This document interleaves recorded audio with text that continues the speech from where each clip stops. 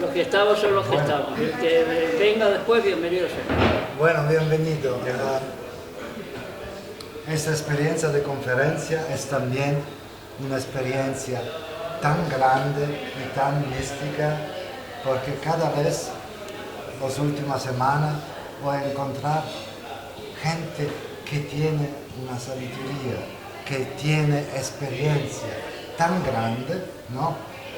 Y qué rico es el entorno de nosotros, de aprender a mirar, wow, no solo pensar, sino mirar que en nuestro entorno está gente tan buena, y si miramos la gente en torno de nosotros, se crea el paraíso, ¿no? Porque el paraíso está en la individualidad de cada persona. Hoy, por ejemplo, cada persona tiene un po', sí, soy, no sé, como Tommy, muy tímido, ¿no? El timidone, ¿no? No. Sí, es mi trabajo de ayudar, que cada persona tiene algo muy bueno, que es muy importante compartir a la comunidad, ¿no? Y mi trabajo es de ayudar a hacer.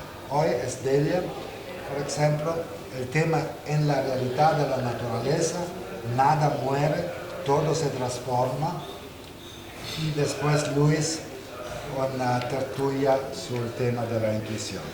Y bueno, próxima semana, lo digo ahora, es muy importante el tema del derecho en Europa, el derecho de funcionario de decir no si tu conciencia dice no. Y viene gente muy buena, ¿no? Porque el tema, si tú eres de policía o de médico o algo, y tu conciencia dice, no, yo no quiero hacer eso, que tiene el derecho de hacer, de no hacer. Bueno, ese es el tema. Por eso solo por eso. Bueno, el tema es que en tu cuerpo está tu abuela, la abuela de tu abuelo, todo tu antepasado. El tema es siempre nada muere. Por eso es muy importante la conciencia que en nuestro desarrollo individual de poner la atención al que en nosotros no muere. Los pensamientos mueren, pero la experiencia que hacemos vive siempre y va de generación en generación. Tú tienes la experiencia de tu madre, de tu abuelo y de todo tu antepasado. Por eso, nada muere, todo se transforma. Por eso, Delia, que tiene mucha experiencia de eso, porque hace la experiencia de soy aquí o no soy aquí, qué pasa, no pasa, que lo cuenta en el grupo de teatro. Digo, por favor, habla a nosotros y un poco de tu experiencia, o que quiere, porque si ponemos la atención en nosotros, no, si el miedo de morir desaparece, wow, se va a vivir, todo se rejuvenece, es un tema, y digo, bueno, yo tengo tantos años, no pasa nada, crea ahora una nueva empresa, crea ahora algo nuevo, no es tema de edad, todo es siempre abierto. Bueno, buenas tardes a todos, porque ya nos hemos saludado. Y yo voy a intentar acortar esa experiencia que yo viví, porque yo me alargo mucho. Y pido perdón de antemano por si me desvío un poco. Yo voy a hablar de una experiencia que viví cercana a la muerte. Yo no sabía que eso existía, sabía que la gente se moría y la experiencia que yo tenía era de la iglesia, de que nos íbamos al infierno, al purgatorio, el Dios castigador, el Jehová que siempre castigaba. Y claro, yo me crié en un colegio de monjas todos esos miedos. Me hice una mujer, me casé, estaba embarazada de una niña de 4 meses, cuando un familiar mío pues tenía que pasar por una operación a corazón abierto. Estoy hablando que yo tenía 27 años y bueno, era muy difícil y en aquel entonces, han pasado 50 años ya, yo tengo 77, que se supiera, se hablaba mucho del Marqués de Villaverde, que estaban haciendo los trasplantes, pero todos habían fallido, la mayoría, y morían muchos niños, muchas personas, porque los operaban, pero no rebasaban las operaciones. Vamos, pues.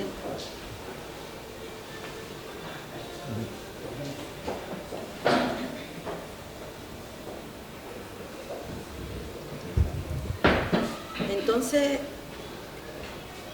yo me vi obligada a tener que trasladarme a Madrid, que no estaba acostumbrada a ir sola a ningún lado con mi madre, y mi madre de aquella época eran las personas que no sabían leer ni escribir, sino trabajar. ¿Se escucha bien aquí? Y bueno, mi esposo estaba en un examen, y en aquella época existía lo que se llama la patria potestad, que las mujeres no podíamos firmar operaciones familiares, ni de hijos, ni de hermanos, ni de nadie, sino el hombre. Entonces yo me veo en Madrid, embarazada, con mi madre, y ese niño, bueno, realmente era mi hijo, lo que pasa es que no quería mencionarlo, pero mi niño nació con un problema de corazón debido a que me hicieron una radiografía a mí, y se ignoraba en aquella época que se deformaban los corazones de los niños. Con lo cual, yo llego a Madrid y me encuentro con que le van a hacer una revisión al niño, y el doctor Castro Viejo y la doctora Prieto, que era la psicóloga, el señor este era neurocirujano, decidió hacerle una prueba neurológica porque el niño estaba muy enfermo y había que operarlo ya y necesitaba la firma de su padre. Mi esposo estaba aquí en un examen. La cuestión está que eso me va poniendo a mí pues muy nerviosa.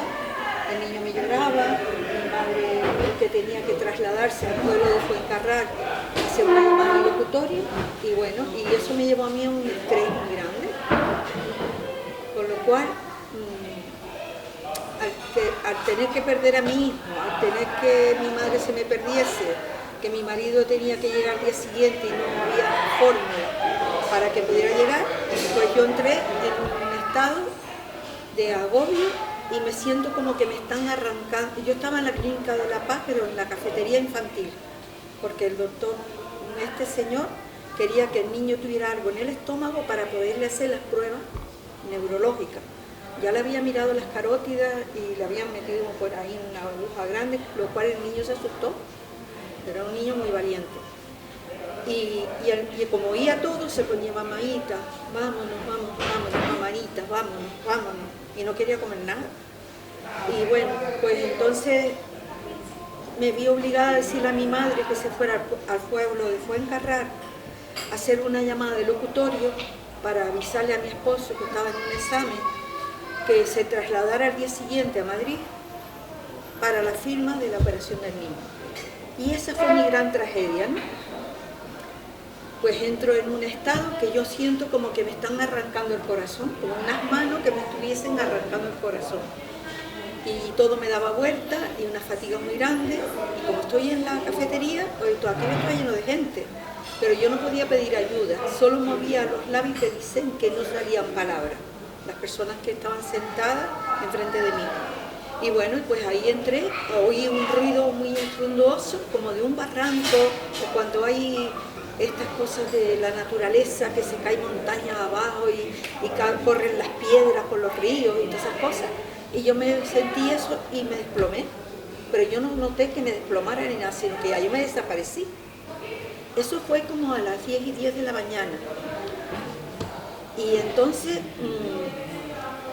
lo siguiente que yo recuerdo es que me veo que estoy en un lugar donde hay 4 personajes enfrente de mí que yo no los veo, no los distingo bien. Yo no puedo hablar, no puedo mover la lengua, no puedo manifestarme, estoy enchufada a muchos aparatos y lo que estoy es en posición de dar a luz, ¿sabes? Hay una señora que seguramente era una matrona que me miraba con la cornetilla esa, pero yo todo lo veía como en tinieblas, una cosa así, no veía todo claro. Lo cierto es que no sé qué tiempo tardé, yo sí sé que allí había un reloj y yo vi las 7:10 de la tarde, pero estaba confundida porque yo estaba con mi hijo en la cafetería, me encuentro con personajes vestidos de verde, yo con unas botas verdes en forma de dar a luz y de mis partes están saliendo como una mucosidad cristalina.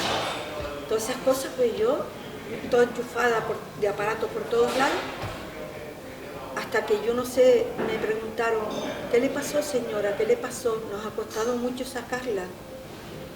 Y claro, yo, ¿de dónde me sacaron? Que no sabía quién me hablaba ni nada. Bueno, lo cierto es que cuando yo me recupero y puedo razonar y puedo decirle que lo que me pasó, me estaban arrancando el corazón, que yo me elevé me fui en busca de mi madre. Ellos me dijeron que yo estuve en el umbral entre la vida y la muerte, pero yo con mucha dificultad les contaba lo que ahora les voy a narrar a todos ustedes, ¿no?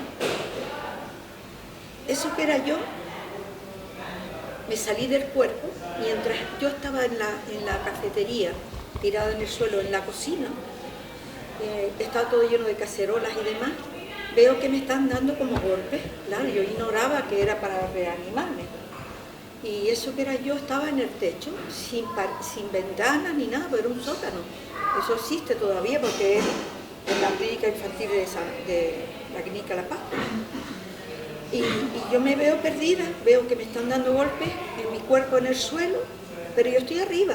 Y entonces a buscarme y no me encuentro, me empiezo a tocar y no me toco, pero era yo con todos mis miedos, con todos mis pensamientos, pensaba en mi hijo, yo me sentía mal porque estaba encerrada en un lugar que no sabía cómo salir de ese cuerpo, cómo podía entrar, bueno, un caos, y no conocía nada de esas experiencias.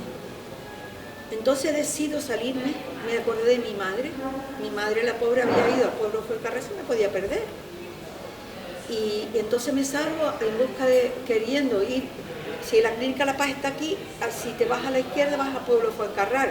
Si te vas hacia allá vas al centro norte donde yo fui, donde los trenes, que ahí tenía el apartamento que habíamos llegado, esa mañana además. Y en vez de ir a buscar a mi madre me fui para ahí, no sé por qué. Y cuando me veo que estoy ahí, yo soy como si fuera un aire que se desplaza, pero con sentimientos, con dolor, con todos los miedos del mundo. Y al llegar a ese lugar me doy la vuelta. Como yo era tan religiosa, pues yo le pedía mucho al Cristo de Medina Celi, que está por el Pardo, de Madrid.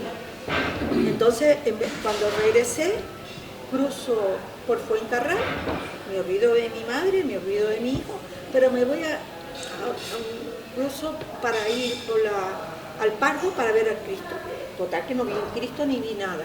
Únicamente que yo empecé a notar que yo estaba suspendida en el suelo, estaba elevándome y cada vez subía más y veía como cuando vamos en un avión, pues la tierra, los coches, la gente, ¿sabes?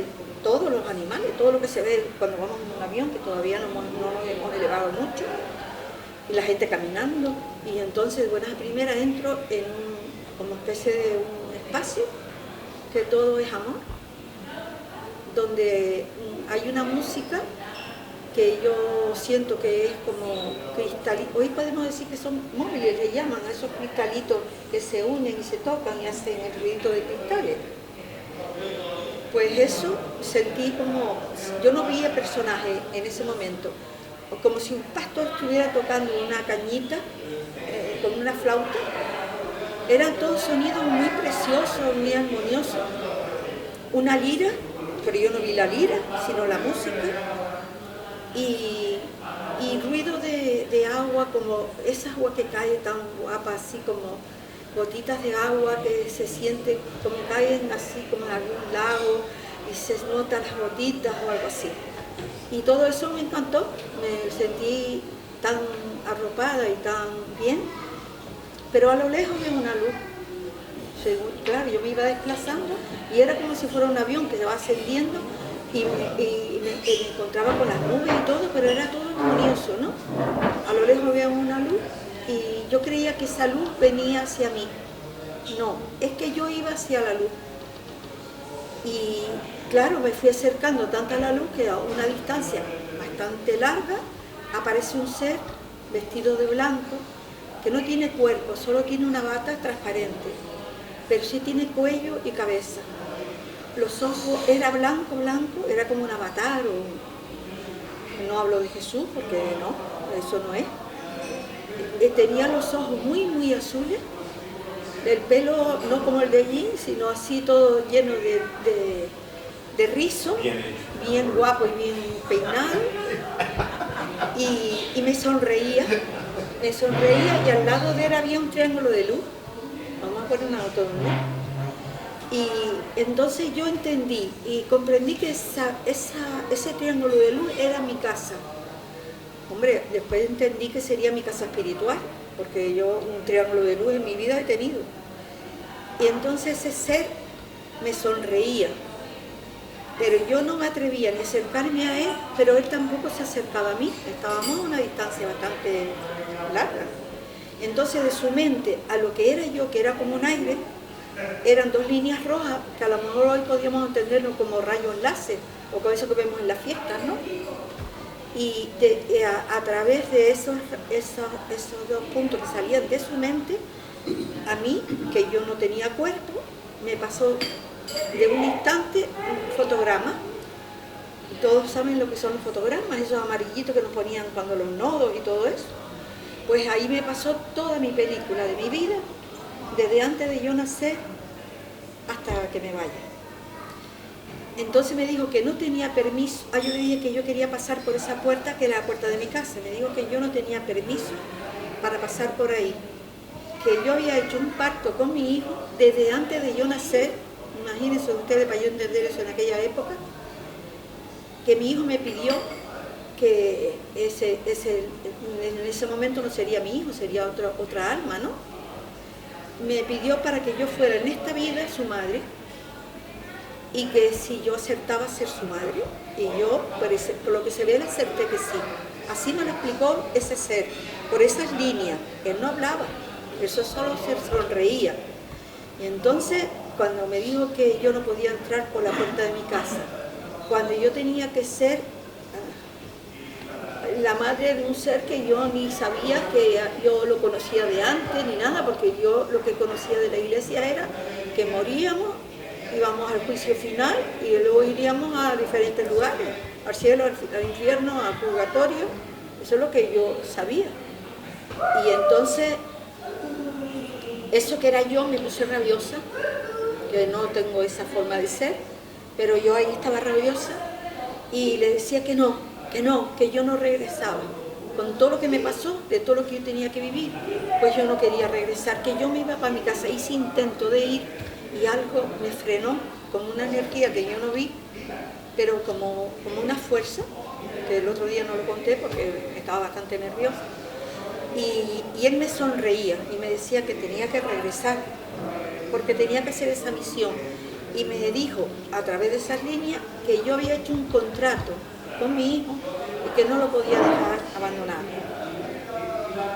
Pues yo me di la vuelta delante de él, pero rabiosa, y así regresé a mi cuerpo, a ese espacio primero, al cuerpo no, al espacio donde yo salí del techo de ese sótano de la clínica de La Paz infantil, de la cocina, y veo que estoy rodeada de personas, que fue lo que conté antes, que para mí me estaban dando golpes, y yo no entendía cómo yo salí del cuerpo, qué era yo, cuando era yo la que estaba arriba y no era el plátano ese que estaba vacío debajo.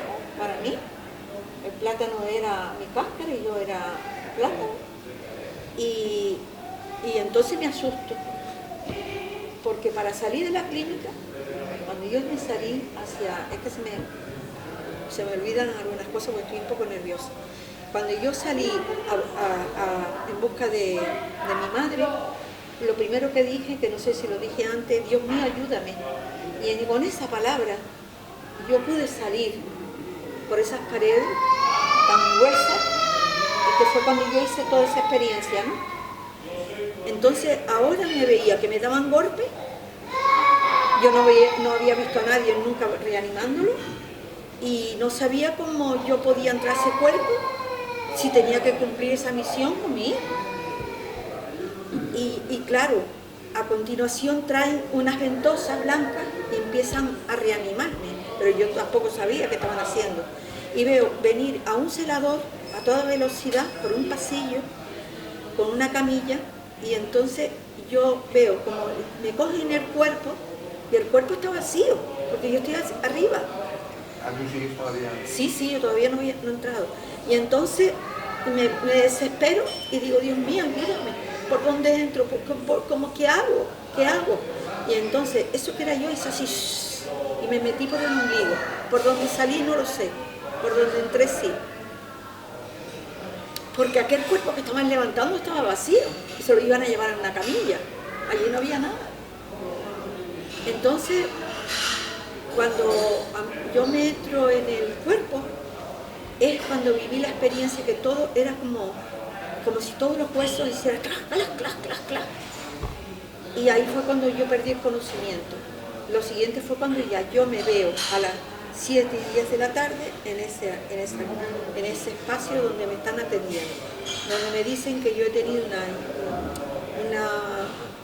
experiencia cercana a la muerte, que tengo que hablar con un parapsicólogo. Yo no sabía quién era un parapsicólogo, que mi madre le había dado una angina de pecho, que no podían ahora, eso ya cuando yo ya despierto del todo lo veo claro a ellos, que me van a ingresar, que le dan de alta a una niña de corazón, que la operaron de la garganta, y en esa habitación que eran para 3 personas, ingresaron a mi madre, al niño y a mí, que mi madre tenía una angina de pecho que se la habían llevado a urgencia, que el niño no paraba de llorar y que no podían ahora hacer nada por el niño, sino esperar que su madre, su abuela,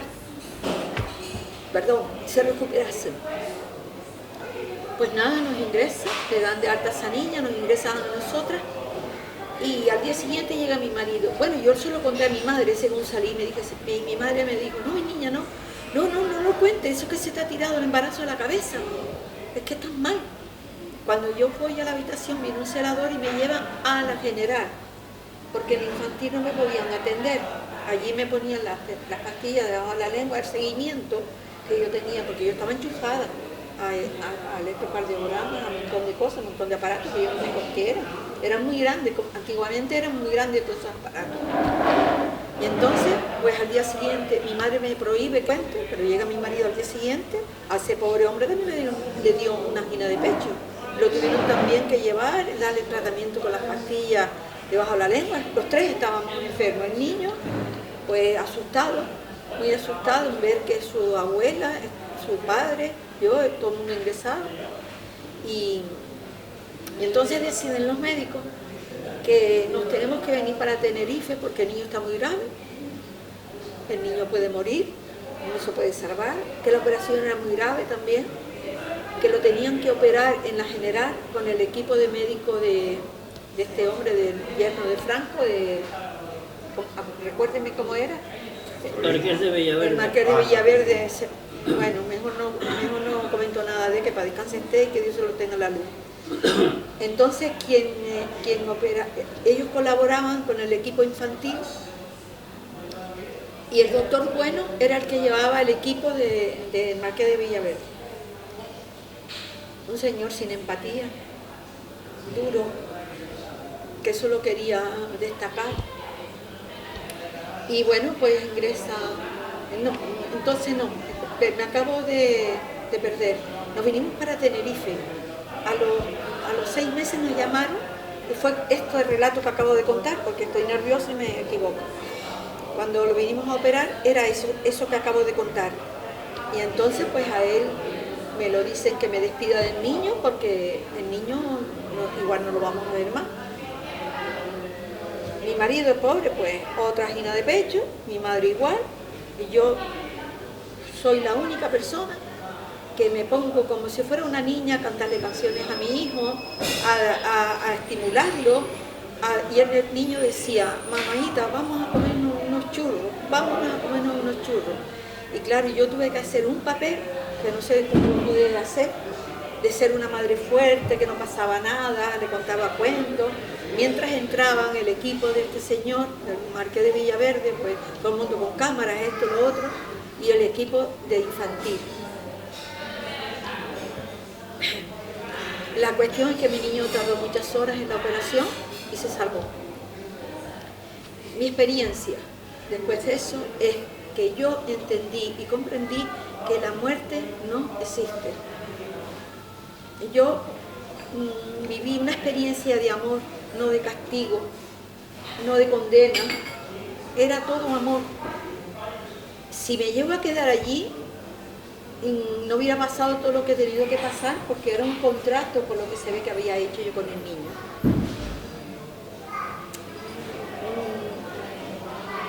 Lo siguiente es que pasa un año, pero en ese año yo tengo muchas sensaciones de tener personas detrás de mí, siempre como custodiándome, cuidándome, pero yo me giraba y no alcanzaba a verlo, pero me sentía un campo de protección. Entonces, en mi casa yo había tirado, gracias mil, en mi casa habíamos tirado una habitación para hacer comedor y recibidor juntos, en el barrio La Salud, y resulta que en ese lugar, cuando yo pasaba, por ejemplo, la primera experiencia que viví es que vino una señora de La Palma, neólida, era una familia que se dedicaban a los plátanos, y vivía por la calle del Tanque hacia arriba, los Emilios, los Pericos. ¿Tú estuviste viviendo en La Palma? ¿Lo conoces a los Pericos? Son muy conocidos. Bueno, se dedicaban a la exportación de plátano y demás. Entonces, cuando yo vengo con la sopera, que estábamos estrenando el comedor en ese lugar ese día, no existía ya la pared, pero yo me tropezaba con la pared. O sea, que todo existe. Todo existe. Esto que estamos viendo aquí, si lo tiran abajo, como tiraron el patio desde aquí, eso sigue existiendo, a pesar que veamos esa pared. Todo existe porque toda la materia también se manifiesta, la madera, la tierra, todo lo que el cemento, todo existe. Pero nosotros no tenemos la capacidad, y yo no sabía nada de esas cosas. ¿Por qué me tropezaba yo con esa pared? Y Neólida, que era de La Palma, una mujer de conciencia, me dijo, Rosa, créelo, cree todo lo que te ha pasado, no dudes de ti.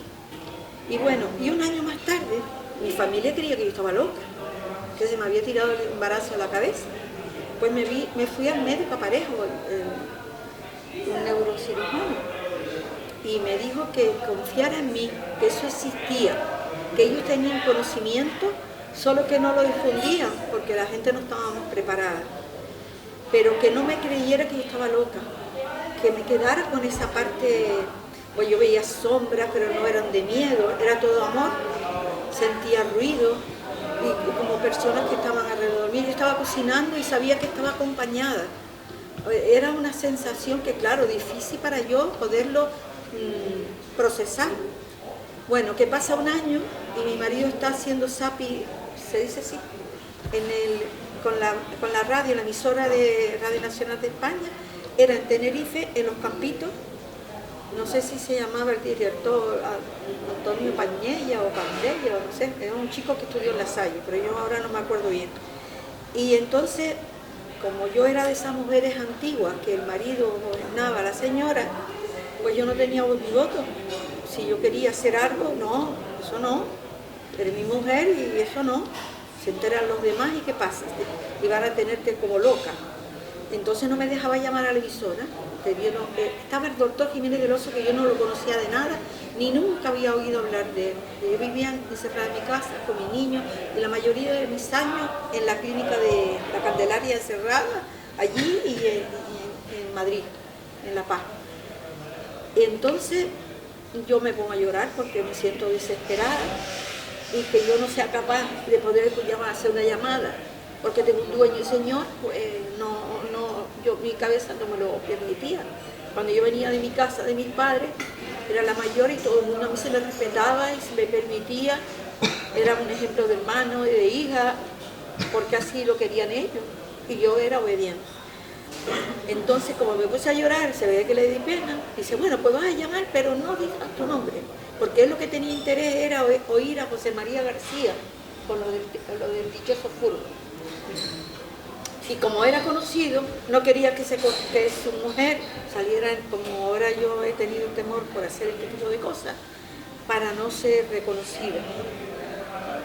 Y bueno, llama a la emisora y el doctor Jiménez del Oso me dijo estas palabras, que yo tenía que ser muy espiritual para haber vivido esa experiencia y regresar. Y eso era cierto, no es que estoy presumiendo de nada, aunque estuviera equivocada en el camino que no me correspondía.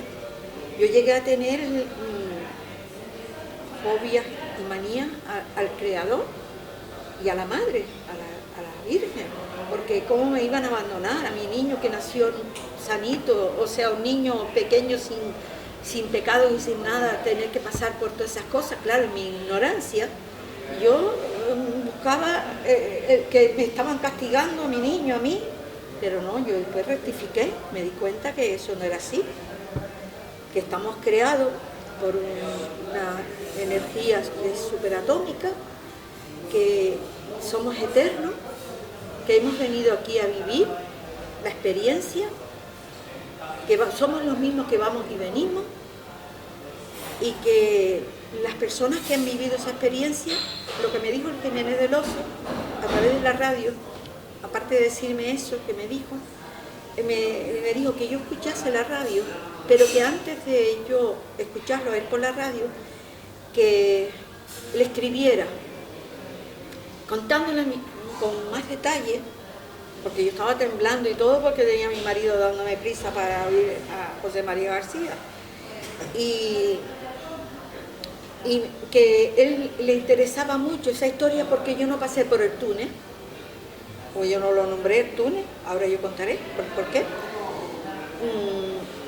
Entonces me dijo que yo no me fui, yo no salí de mi cuerpo porque existe un hilo de plata, a lo que ellos llaman un hilo de plata, la conexión con donde nosotros nacimos con nuestra madre por el cordón, y hay como especie invisible, un hilo de plata que termina en forma de globo, que es el que se eleva, lo que se eleva es el espíritu, pero claro, así me lo contó, y que no tuviera miedo ni vergüenza de contar esa historia, que ya quisieran muchas personas haberla podido vivir y disfrutarla. Para mí era un tormento porque ya yo había ido al psiquiatra, me dijo que estaba bien. No era comprendida, pero yo seguía estando acompañada.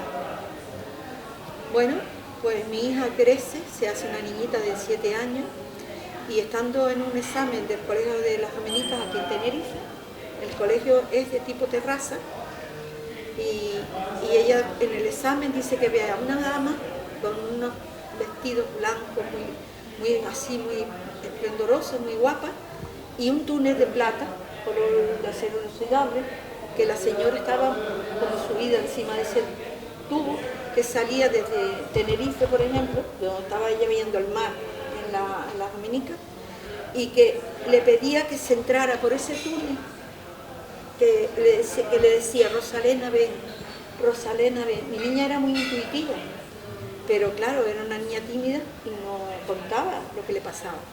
Y ese día que ella me contó eso, me dijo, mamá, ¿tú sabes que yo hablo con mi hermano? Digo, ¿es lógico? El hermano que tenía, es lógico que hablara con su hermano. Dice, no, mamá, ¿tú sabes que yo tengo un hermano gemelo? A mí no me contaron nada, porque yo estaba allí, porque por lo que se ve perdían niños, esas mucosidades cristalinas que me estaban sacando, profesor, en el infarto fue porque perdí a un bebé. Pero no tengo ni por escrito de médico ni nada, porque yo nunca he pedido. Eso debe estar todavía en la clínica La Paz, en algún lado. Y ella dice que ella habla con su hermano. Pero claro, cuando la niña ya tenía 13 años, ya esa historia, ella se la iba callando y ya no la contaba. Porque si no le pasaba a mí, estábamos locas las dos. Y esa es la experiencia que yo tengo. A partir de ahí yo conozco lo que es el amor, ese amor tan grande, donde con los años pude estudiar en la Universidad de Mayores y me tocó estudiar astronomía, y lo que me explicaron era que el universo Dios lo creó en 7 milésimas de segundo, la primera fase. Lo que la Iglesia dice que en 7 días Dios creó el mundo. Que el universo, luego el universo a lo largo de miles de años se fue extendiendo y nosotros estamos como si fuéramos, el universo como una autopista más o menos estrecha, oscura, vamos a poner como el color del alquitrán, y a lo largo, y casi llegando al final está nuestra galaxia, que es como una cagadita de mosca al lado del resto de millones de galaxias, que ellos no han podido, ya termino, que ellos no han podido descubrir esa masa oscura tan importante que es el Creador, que no se manifiesta sino cuando hace sus creaciones. Y yo lo que les puedo decir a todos es que no tengamos miedo a la muerte, porque la muerte es un tránsito, como cruzar una carretera y te vas aquí al otro lado y eres feliz hasta decir basta. Que todos vamos a ir ahí, que todos volvemos y que el tiempo hará que habrá un final de existencia general. No sé después qué pasará, y hasta ahí no podemos llegar. Así que gracias por escucharme y discúlpenme por las emociones, pero no lo puedo evitar.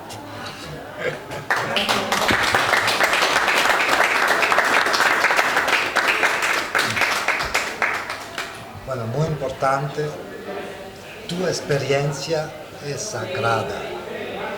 No es importante si es extraña o no extraña, tu experiencia jamás pone una duda a tu experiencia. Cada experiencia es sagrada, su experiencia. No es el tema, es verdad, no es verdad. El tema es siempre respecta la experiencia, además de los niños, porque todos los niños hacen esta experiencia, ¿no? Y escuchar y aceptar esta experiencia, y no es cosa extraña porque Leonardo da Vinci no es muerto, Jesús no es muerto, Jesús resucitó. Nada muere, ¿no? Por eso, esta pequeña experiencia, en la genética nada muere, todo se transforma, es la realidad, es la ciencia, no es cosa extraña. Es mi trabajo de explicar eso, ¿no? Que en la genética, cuando uno muere, su experiencia se va a nosotros. Por eso, la esencia no muere jamás. El cuerpo va, pero la realidad continúa. Por eso, muchas gracias a tu valor. Si cada persona empieza, o niños, a contar su experiencia, ese es el tema de esta conferencia. ¡Wow! Y crear este espacio de confianza, de amor, de donde está el respeto para todo, sin decir esto me interesa, o sea, cada persona tiene un valor. Y que esta experiencia te da también una sabiduría tan grande del amor, que en el grupo del teatro empieza a dar a nosotros este amor, ¿no? Muy fuerte. Bueno, muchas gracias. De todas maneras, si me permiten, aquí en el bulbo, que es el cerebro reptiliano, el antiguo, ahí está toda nuestra estirpe, toda nuestra genética. O sea que queda siempre, aunque nos muramos, el otro personaje lo lleva también, todos lo llevamos, todos que estamos conectados. Esa es la realidad, ¿no? Bueno, muchas gracias. A ti.